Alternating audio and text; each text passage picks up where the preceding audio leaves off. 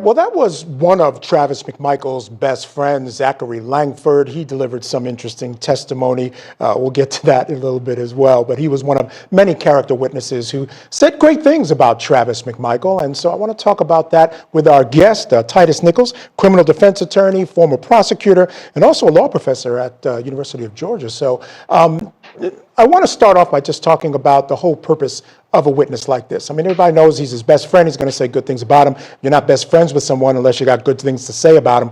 So what was the purpose of the defense bringing in a witness like this?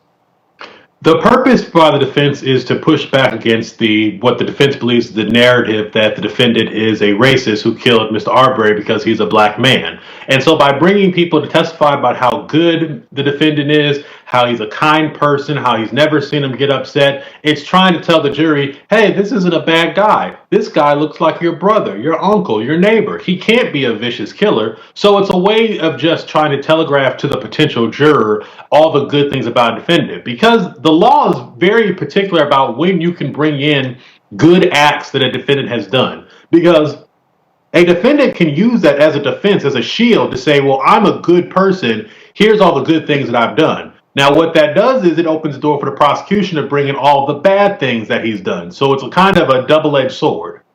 Well, I think that really gets to the heart of why he was brought in, and so many witnesses like this were brought in. I think there were 4 or 5, because the idea is if they can get it in now, they might not have to deal with it at trial because they're getting this information out as much as possible for the public to see. Again, trying to deal with some of the negative press that has been going on around this case. And that's the key. The press is going to be there to record all of the statements that the witnesses say. So even if it's not admitted at trial, you still have the media that has recorded Zackary saying all these wonderful things about the defendants. And so the jury and those who might be in the juror will be familiar with these people and the good things they've said about him, even if they're not allowed to testify at the trial themselves. Now, one of the pitfalls, Titus, of this type of situation and bringing in all this evidence at a bond hearing is that as a defense attorney, you're giving away a lot of your case. You're letting the prosecutors know a lot of where you plan to go with your case. So I don't know, maybe it would have been more prudent to keep things under wraps a little bit. How would you have handled it? Well, the issue with that, particularly since we exist in the age of COVID, we don't know when the trial is going to be. And so as a defense attorney, you want to put your strongest foot forward so that you can show the prosecution as well as the rest of the world, here is the defense we're going to go with. We're not going to roll over and simply beg for a plea deal. We're going to put up witnesses. We're going to push back against the description of him being racist or having a racial bias and things of that matter. Waiting until the actual trial, that might provide some benefit. But when you're dealing with a case that's as well known as this one, you want to get the word out as much and as often as you possibly can, the facts that are beneficial to you. You know, if there's one thing we learned over the last couple of days, Titus, is that there's going to be zealous representation here in this case. Right now, I want to play some sound when things started to go a little wrong for Travis McMichael. I want you to listen, folks, as Prosecutor Jesse Evans here on cross-examination questions Langford about some racially charged posts. Take a listen. I'll direct your attention, since you said you did not recall, to Facebook in a post on October the 17th of 2019. Do you recall Travis commenting on a photo that you posted and you said, quote, ha ha ha ha, exclamation point, sayonara? Do you remember that? No, sir. Do you by chance know what that post was that you put up, to which Travis McMichael replied with? No, sir, I don't remember. Let me ask you about some text messages between you and Travis McMichael, specifically November the 28th of 2019. Do you remember Travis McMichael texting you about shooting a crackhead with gold teeth and a high point 45? You remember that text exchange? No, sir, I don't. Not. You actually responded to it saying something about Newports and a 40. You remember that? No, sir, I do not remember that. I think if you appropriate for him to show an exhibit to the witnesses that you recognize instead of testifying to that before it's admitted? Well, I believe I'm laying the foundation for doing just that, so I've asked the questions. I'd be happy to show them the text. And then this is the exchange between Travis and yourself. Do you want to read over that for a minute? Just To himself. I'm sorry? Just reading it to himself. To yourself. Yeah. See if that refreshes your recollection. To get back to the question I was asking now that I've shown you the text messages themselves, do you recall that text exchange between you and defendant Travis McMichael in which he was talking about shooting a black with gold teeth that had a high point 45? He was referring to a raccoon. Okay.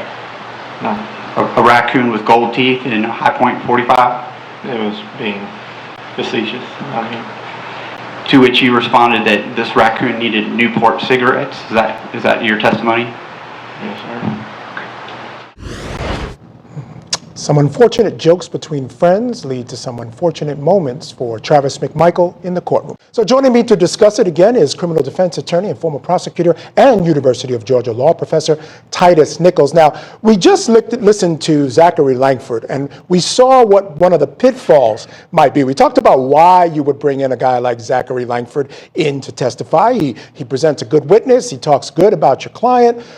But then you have to get faced with some of this cross-examination, and they tripped him up a little bit on some racist texts. Now, it came up that whether this should have been allowed to come in, that should we be allowed to hear this type of thing? What relevance is this to the case itself? What say you on that issue? The problem for the defense is that they did not know the prosecution was going to introduce those text messages. Those text messages came off of Travis's phone. So the prosecution pulled it off Travis's phone from November before the shooting happened, and they were waiting for the defense to bring the favorable witnesses. Zackary got on the stand and said how much of a great and kind and generous person Travis was. Well, that opened the door for impeaching that testimony. Whereas had Zackary not said that, the state would have had reason to bring in those text messages. And you saw how Zackary's demeanor changed once he realized that the state had text messages between him and Travis making fun of black people by saying that Travis is going to shoot some black person, about something about gold teeth and Newport cigarettes and things of that matter. So now it opened the door and it shows that clearly either A, Travis is not the person that you think he is, or B, you enjoy making these racially charged jokes just like he does. And when you dehumanize people, it makes it easier for what happened on that video to happen. You see what I'm saying? Absolutely. Essentially, Zackary is proven to be a liability to Travis's case. And so it's a very strong possibility the defense is not going to call him at the actual trial.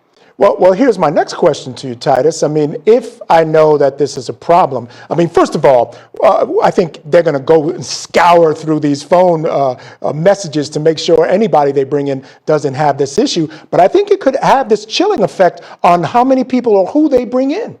Absolutely. Right now at the bond hearing, the state has not turned over discovery to the defense because at a bond hearing, the state does not have to do that. Once they do enter discovery, it'll be what's called reciprocal discovery, where defense will turn over to state anything they have that they'll use at trial, and state has to turn over anything that might even remotely deal with defendant's guilt or innocence. And it's at that point the defense is going to find out what other text messages there are. Because if they were able to pull text messages off of Travis's phone from November, that probably means Travis does not delete his text messages. So there's probably going to be more conversations in his phone that are going to be just as damaging as between the conversation between him and Zackary. You know, and here's the fear of the defense attorneys, and I think the judge as well. If you allow the prosecutors to go down this road, this case then really becomes about race. Now, I want your opinion. I mean, you're a black man, I'm a black man. Can you separate this case from race? I don't think you can. Even if I was the hired attorney, I'm a defense attorney, but I'm also a black man. And you can't separate race from this because this isn't a situation of where the defendants were defending themselves because Mr. Arbery had broken into their home or broken into their car. They came after Mr. Arbery simply because he was a black man who, in their mind, they thought he did not belong in their neighborhood. You replace Mr. Arbery with a blonde white girl and you have a totally different situation and outcome. So as much as defense is going to try to separate this and make it seem as if they were just a good neighborhood watch, you do have the race aspect that is going to fill every aspect of this case.